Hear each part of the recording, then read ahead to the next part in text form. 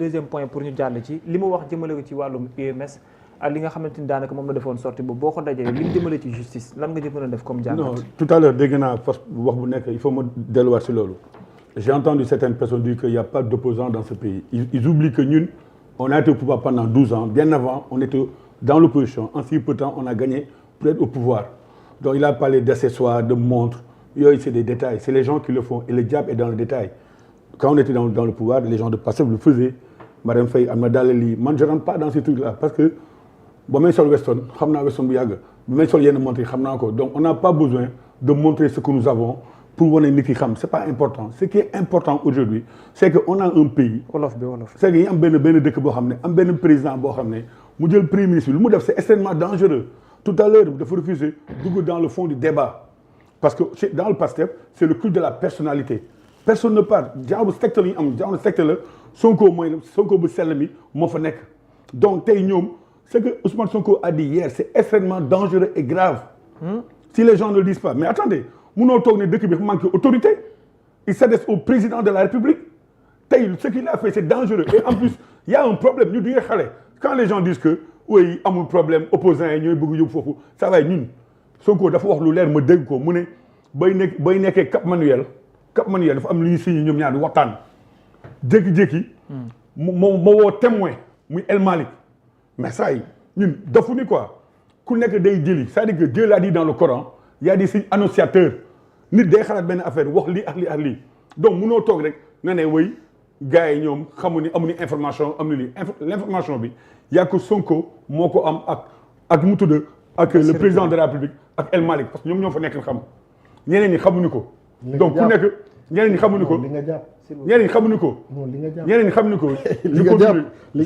Je continue, je parle aux gens qui m'écoutent, je m'adresse pas à vous. Donc mu xol mu ne que li ak li mo am. Donc, il y a comprendre. Donc, si nous avons que ma famille, ça veut dire que, ça va, quand on parle avec les Sénégalais, il faut avoir de la modestie. On a géré ce pays. Chez nous, il y a des hommes d'État, il y a des gens qui ont occupé de grandes fonctions. Si nous gagnons, c'est un cycle normal de la vie. Il y a un an de cela, j'étais là, puis là, Togon, n'est que parti au pouvoir. Mon tofu n'est que parti opposition. C'est comme un homme qui va à la rivière, à chaque fois qu'il va, il se baigne aux différents. Dans la vie, il y a le changement, il y a l'évolution. L'homme. Donc, quand Ousmane Sonko s'attaque aux magistrats, mais ça, c'est extrêmement dangereux, c'est grave. Non seulement il s'attaque aux magistrats, il s'attaque à la justice civile, mais c'est une subvention, il y a une subvention dans ce pays-là. C'est une question de transparence.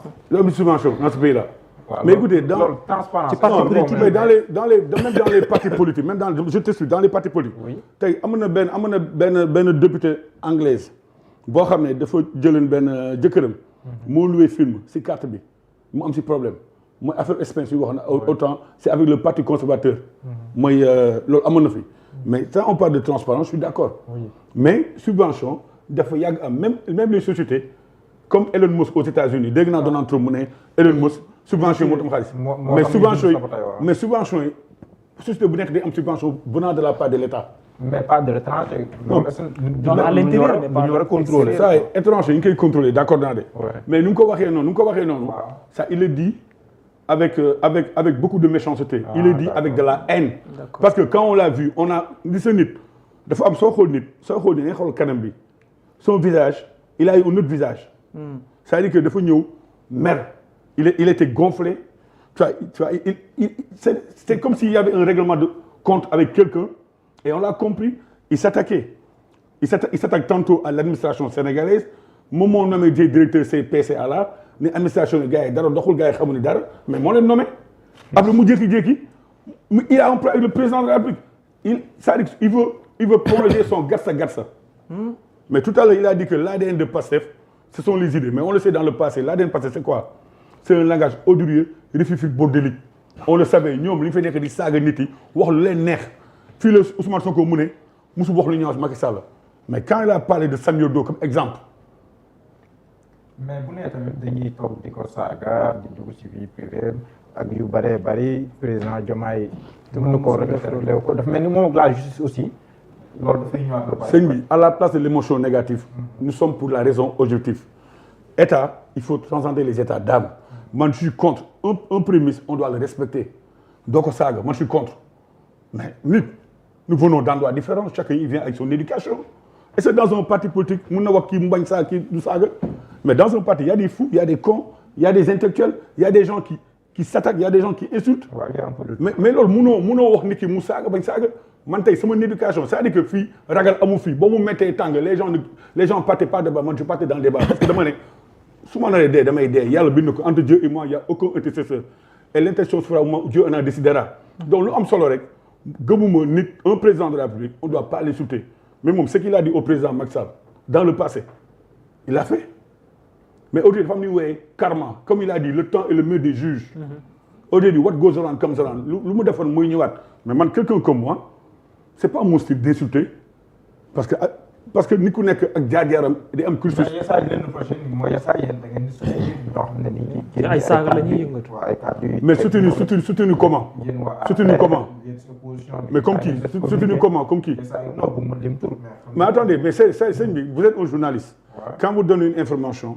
il faut bien non mais écoutez mais yaa joxe question soo ko jox question bi day leer su leerul donc mais diw kan mais xam man soo xam tey soo wax dañuy waxtaan ah soo may wax ay pointé du doigt ne telle personne tur Abdou Nguer Badara Gadiaga mais écoutez xam ñun tey ñu ne Badara Gadiaga j'ai entendu tout à l'heure il a dit que opposition yi amul ay chroniqueurs yu amul BFM yu amul lii moo fi nekk. Mais je donne l'exemple de la France au temps de Pierre Bérégovoy, à Laurent Fabius. Pierre Bérégovoy, c'était un grand autodidacte. Il a amené la France à son essor de son économie. Laurent Fabius, il était bas diplôme, France d'inflation. Mais je recommande à ce que les gens aillent faire des études, c'est important. C'est important parce que jàng mooy tax ne am yenn comportement yi. Mais l'essentiel, mun na jàng am diplôme yi na doon un fou. Ça on l'a vu. Mais lu am solo rek, quelqu'un comme Badara Gadiaga et quelqu'un comme Abdou Nguer, c'est des gens yoo xam ne c'est-à-dire que la nature a horreur du vide. Moi, je l'ai dit hier en réunion de l'APR, j'ai dit que aujourd'hui, j'ai l'impression nous sommes derrière. Nous sommes derrière, nous avons laissé la place à ces gens-là. Et pourtant on a am na loo xam ne biir APR mun na am mais on sait pas, il y a des gens yoo xam ne peut-être ils vont pas parler, ils ont peur que demain ñu wala justice. Am na ñeneen yoo xam ne ils ont eu à gérer des directions des ministères. dañuy xalaat ëllëg ñu woo leen. mais man dama gëm tey li soo nit politique. waaw gëm-gëm la. conviction la mais pour Abdou Nguer ak Badara Gadiaga mais on a vu il y a des gens. mu ne am na non dafa ne tout à l'heure dafa wax lu important mu ne am na ay nit yoo xam ne ñu leen jox xaalis gars yi génn gars yi dem yooyu. man à chaque fois ba ñu jàppee nitu APR. non il a dit tantôt mais à chaque fois ba ñu jàppee nitu APR musu moon dem parce que des fois du mu am jot mais je suis parti après le travail. Pour voir. Mais le mot gis foofu, c'est pas des gens qui sont dans des partis politiques. Je ne sais pas comment il a fait. Ce nit ku nekk Dieu lui-même il est affinité. Tey sa koñ su la jàppoon sa waa ko day jënd sa xarit day jënd keneen koo xam ne sa xarit bu am moyen day jënd ay gars yi kaa leen dem day mel ni comme affaire nawetaan. Mais c'est un mouvement spontané. Les gens sont sortis parce que aujourd'hui les gens ont besoin de quelqu'un qui leur dise la vérité. Parce que tey kaddu vérité dafa naxasaay si réew bi. Tey Pastef daf ñuy jaay benn rêve aujourd'hui c'est devenu une désillusion totale. La preuve lu xew nii c'est une crise si les gens pensent que oui Sonko day jéem a créer benn affaire pour nax opposants yi saa yi loolu gëmuñu ko man gëmuma ko personnellement man dama gëm y a une crise sinon du ko wax parce que j'ai appris à connaître Ousmane Sonko de par ses discours di xool lu muy analyser à chaque fois su amee dara da koy wax moom c'est quelqu'un boo xam ne c'est-à-dire que du nëbb lu mu xam il est cash. est-ce que ku nangu ko bu waxee ne yéen opposition bi da ngeen di làqatu ci ay ginnaaw chroniqueur. non du làqatu tout à l'heure je l'ai dit du làqatu ginnaaw chroniqueur xam nga aujourd'hui parti bu nekk 12 ans au pouvoir bu daanu. waaw c'est facile pour ce parti mu jug taxaw dina am ñu taxaw c'est-à-dire que man je l'ai dit tantôt c'est-à-dire tey il a dit dafa am ñuy wooyee dans un parti quand on gagne on doit bien sélectionner les gens là doo tëb rek jël diw mais des gens yoo xam ne ils sortent de nulle part ñëw mais la preuve APR loolu moo ñu daloon on a pris des gens qui n'étaient pas dans le combat ba ñu demee ñoom aujourd'hui tey soo demee APR ñoom ñoo daw mais pourtant on continue à croire à ce parti et pourtant on n'a pas eu de nomination c'est parce que dama ne gëm-gëm ku nekk am na ñoo xam ne ils sont omnibulés par l'argent par le matériel. D'accord. C'est-à-dire que matériel it doesn't last. Il y a des choses yoo xam ne du yàgg.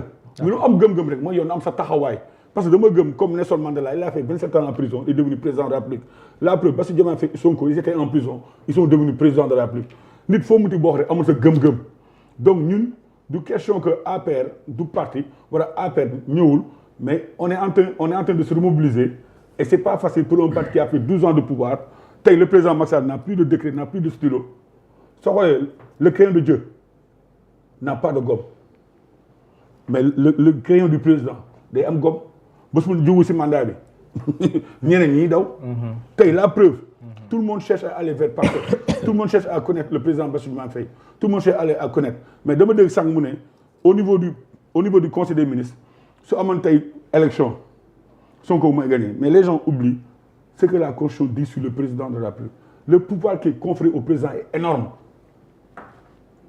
man président laa gën a ragal loolu gis pouvoir moom président moo ñëw tey mu ne da lay def lii da mu am loolu social andul président rek mu am pouvoir boobu président président moom mu gracier ay criminel donc le président le pouvoir qu'il a il est énorme c'est-à-dire que d'accord ni par rapport aux luttes passées Sonko moo ko teg mais léegi Diomaye aussi c'est un président de la République. D'accord. Ça il faut que les gens respectent parce que c'est jamais dans l'histoire de ce pays on a vu un président qui a été autant humilié par ses propres partisans. Non, mais il a été humilié par ses propres partisans. C'est une nomination. Mais c'est une nomination. Samba Ndiaye, on l'a nommé. Je le connais, c'est un bien intellectuel. On nomme Samba Ndiaye, on dit que beaucoup aussi. Et pourtant, Samba Ndiaye, il s'est battu. dafa xeex ci campagne bi ànd ak ñoom. waaw mais loolu moom Khadija bokk. ni nommé keneen. non Khadija moom sax nekk football. Khadija amoon na ay jamono dafa doon dem Canada. suñu gars yi ñoo xooxatal non suñu gars yi ñoo xooxatal je comprends. on avait un régime boo xam ne suñu gars yi ñàngan je comprends de. moo tax non c'est vrai man waa Guédiawaye ñu ma ko wax ne ma yow ay temps nekkoo fi nga demoon Canada toog laxatu et je comprends parce que suñu régime boobu moo metti woon. parce que dañuy jënd rek ni jàppal non soo yëre Sénégal ni jàppal loolu moo fi amoon ça il faut le dire. maintenant ñu ñëw c'est pas normal man j'ai toujours compte man sëñ bi man gëmuma farfarloo peut-être loolu moo tax peut-être aw ma yenn poste APR président Macky Sall soo ko nee ne René même loo ko mën di jox su narika day kaas man dama gëm parce que dama am sama bàmmeel politique neex na trop de li la mënti jox day jeex mais loo am solo mooy way bu baax ëllëg sa ay doom. Et le poids d'elle ne fait jamais le poids des anciens. Un jour viendra, tu seras seul, c'est 7 mètres per cale. Loolu jar seetaan c'est-à-dire que tey ñuy politique. D'accord. Tout à l'heure maa ngi dégg mu wax ñun man awma argument je le comprends je la comprends. D'accord. Et c'est vrai. mun naa bañ argument peut-être nu may waxee doo ko gis. Mais tout à l'heure on vous a posé des questions mais vous fuyez les débats vous rentrez pas dans le fond. Parce que je vous comprends dans votre parti c'est le clou de la personnalité. doo wax mukk soo waxee loo xam ne baaxul gars ils vont dire que dem aujourd'hui même man j'ai été même la moo tax mu ñëw ci débat bi sax parce que yéen temps yi on vous interdit d'aller sur les plateaux waaw parce que y a des couacs en communication tantôt on invite des ministres à la télé ça c'est le DG Pape Alé Niang qui le dit ñu leen di invité télé dernier moment du ñu ñëw pour parler de leur programme ça veut dire qu'ils n'ont pas de programme leur seul programme c'est le président Macky Sall. D'accord. Et je m'en arrête là. Merci. Madame la justice. Vous permettez une minute s'il vous plaît avant peut-être ngay développer. waaw da lay poser question après nga parenthèse ko après nga ñu bare na warul waxee